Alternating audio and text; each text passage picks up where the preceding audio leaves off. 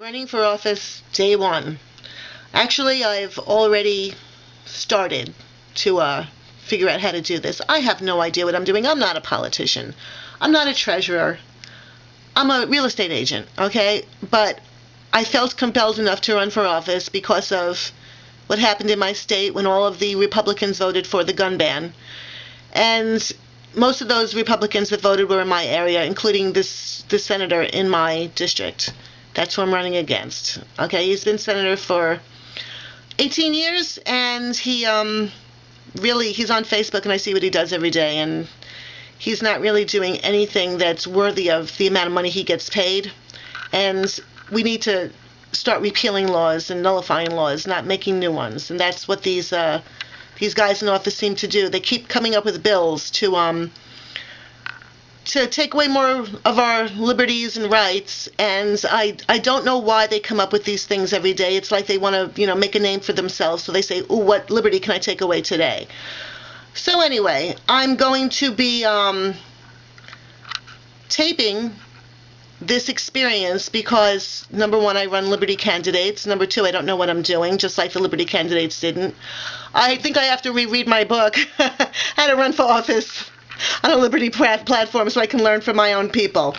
Anyway, this is what I'm looking at. The Board of Elections page, which has so much information. And I do have a treasurer, but he's never done campaign treasuring before. Whatever you call that. Campaign finance, treasuring. He's never done that before. So we're learning together. And I had to fill out some forms. There's no way to put this camera that anybody can... All right. See me? I had to fill out these forms, which confused me. I think I got it right. I called up the lady at the New York Board of Elections. She was so sweet, such a nice woman. I think that is the nicest woman I've ever talked to on the phone. So, and she's got patience, which is great.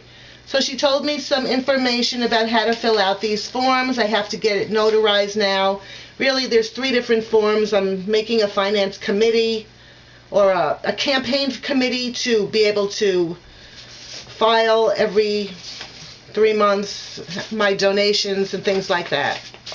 I guess this stuff is scary because we constantly hear about, what goes on with the finance committees in different people's elections. So it is kind of scary. You don't want to do anything wrong, but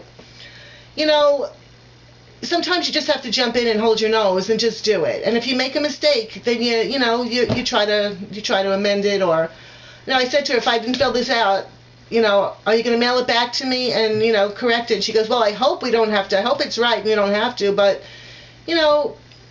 what can you do? If I want to do this, and I don't want to fill out all this paperwork because this is not what I'm about. It's like a police officer. They go to become a police officer, and most of the time they end up filling out paperwork. I guess our lives are basically just about filling out paperwork, and they like to confuse us, the people running our government. So they don't want people running for office who are new, who are in third parties, or who have never done this before. They'd rather keep the status quo in there.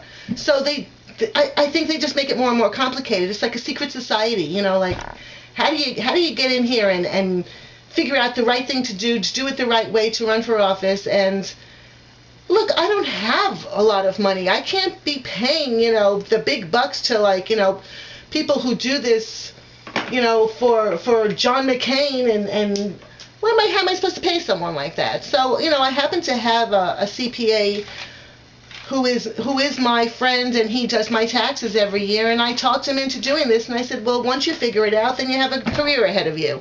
You have a new way to make money besides just doing people's taxes and taking care of their businesses. Now you can start doing campaign finance. Obviously, there's a need for this because another friend of mine, Michael McDermott, who's running for Congress in my district as well, he had his treasurer doing his work last year when he was running for Congress, and I'm not sure if he knew what he was doing either, if this was new to him or how much he had collected, because I think when you run for a federal office, until you collect $5,000 do you have to report it. When you're running for state office, it's once you collect $1,000.